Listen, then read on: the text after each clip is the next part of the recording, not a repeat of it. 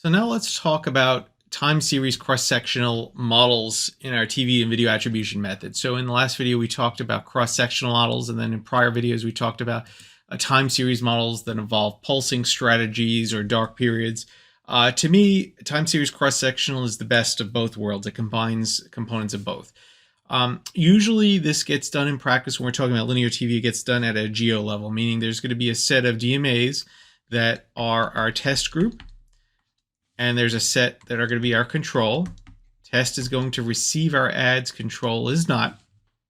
And what's different about this approach versus the cross-sectional techniques is that it explicitly incorporates the element of time.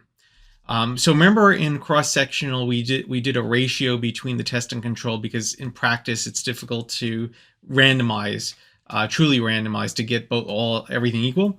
And so what we'll do is I have a scaling factor between the test and control group. Well, in this approach, instead of setting that at the very beginning, we instead look at patterns in our site traffic or whatever the metric of interest is over time. So let's just say that the x-axis represents time. And what we're going to do is we want to look and see how does the traffic or the revenue or whatever the metric of interest it is, how does that vary over time? And we want to see how the control group varies on that same metric. And in an ideal world, these two, the test and control, will be near identical. In practice, it never happens that way, but that's what in an ideal world, you want it to be near identical. Commonly, what you're going to see, because it's hard to do true randomization, is you're going to see that these two are going to be offset by a factor. So in the last example, we said, the test was 10 times bigger than control.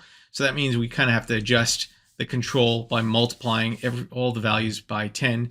But then a lot of times you're going to see differences in what happens over time. So maybe this is shifted forward a little bit. Maybe the peaks are a little bit more extreme on the control than the test set. Whatever it is, you're going to see these differences over time. And what you're going to then do is you're going to then at some point in time run television, start TV. So this is before TV, so no TV in either. Now you're going to start TV, but you're only going to run it on the test side. So only TV runs here. Control, no TV ever, or at least for the period of the experiment. All right, let's extend this out a little further. And then what you're going to do is you're eventually going to turn television off again. So let's say the TV goes off here. What we essentially do in a time series cross-sectional model is we're going to look at the control. So say the control looks like that during the period. And we're going to use this control model and the differences between the test and control in the pre-period to come up with a prediction for what would have happened on the test side had television not run. See, so we see here that the control group went up, and so we're going to predict that the test would have also gone up as well based on the patterns that we saw in this pre-period, that were learned in the pre-period. So there's different techniques to do this, and there's different approaches to those techniques. So sometimes you could just build a model on the control. Sometimes you're going to do some type of differencing between the test and control in the before period, and then use that to then apply some type of you apply that model, do a scoring on top of the actuals for the control. So there's different ways of doing this.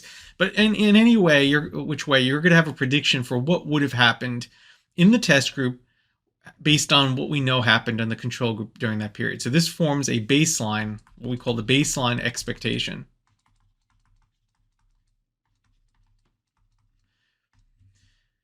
It also, in machine learning circles, will be called a counterfactual. Actually, in statistics too, it's called a counterfactual. I'll just put CF. It goes by different names. But what we're essentially now going to do is we're going to take this baseline expectation. We're then going to look what really happened. So let's say that this is what really happened. And we're going to take the difference between these two. And we're going to attribute that difference to the treatment that we applied. So again, assuming all else is equal between the test and the control, and that should be guaranteed by experimental design, and also by that modeling that we did in the pre-period. anything we see, any difference we see between the actual and the baseline expectation should be caused by television. Now, you can improve this in different ways. For example, you can then continue fitting the model in the after period and kind of do some adjusting there. I don't recommend that. I recommend just using the pre-period. So this is a really cool technique that you could use. What happens, like where does this and other techniques like it go wrong? A lot of times the data is just too noisy. It's really hard to get control groups, at least at a geo level for TV, that are similar to one another, particularly if you're working with large multinational brands. And so that's where things go wrong, is getting a good control group where you could accurately predict the test when TV's not running is difficult. In fact, one of the ways you could test that is form the model just based on this period, and then pretend like you had TV running here, even though you didn't. Make a prediction for what would have happened here.